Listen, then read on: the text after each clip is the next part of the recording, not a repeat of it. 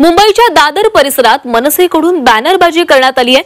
हिंदीबाबत अजितदादांनी घेतलेल्या भूमिकेचा या बॅनरमधून उल्लेख करण्यात आलाय। लहान वयात मुलांना हिंदीची सक्ती नको असे बॅनर लावण्यात आलेत। अजित पवारांची राष्ट्रवादी आता मोर्चात सहभागी होणार का अशा चर्चा या बॅनरमुळे सुरू झालेल्या आहेत। हिंदीच्या मुद्द्यावरून मनसेच्या वतीने 5 तारखेला महामोर्चाचं आयोजन करण्यात आलेलं आहे। मोर्चामध्ये सर्वच राजकीय पक्षांनी सहभागी व्हावं असं आवाहन मनसेकडून करण्यात येत आहे।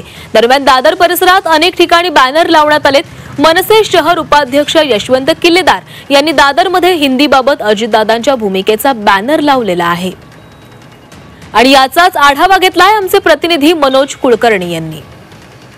हिंदी भाषेच्या मुद्द्यावर मनसेच्या वतीने 5 तारखेला महामोर्चा काढण्यात येणार आहे आणि त्या अनुषंगाने सर्वच पक्षांनी एकत्र यावं अशा प्रकारचे बॅनर दादर असेल किंवा मुंबईतल्या अनेक ठिकाणी लागल्याचं पाहायला मिळते। परंतु दादरमध्येच एक असं बॅनर लागलेलं आहे जे यशवंत किल्लेदार शहर उपाध्यक्ष आहेत त्यांनी लावलेलं आहे। यामध्ये अजित पवारांचा फोटो आहे आणि अजित पवारांनी इयत्ता 5वी पर्यंत मुलांनी मातृभाषेतच शिकावं, इतर कोणत्याही भाषेत शिकू नये, कोणत्याही भाषेला विरोध नाही, परंतु लहान वयात मुलांवर 3 भाषांचं ओझं लादणं बरोबर नाही असं म्हटलं होतं आणि त्याच अनुषंगाने या ठिकाणी हे बॅनर लावण्यात आलेलं आहे। म्हणजे महायुतीच्या नेत्यांमध्ये सुद्धा अशाच प्रकारची भावना आहे की लहान मुलांवर आत्तापासूनच 3ऱ्या भाषेचं ओझं लादलं जाऊ नये आणि त्या अनुषंगाने अशा प्रकारचे अनेक बॅनर दादर परिसरात लागलेले पाहायला मिळत आहेत। Video journalist Asif Manoj Kulkarni, Zee Media, Mumbai.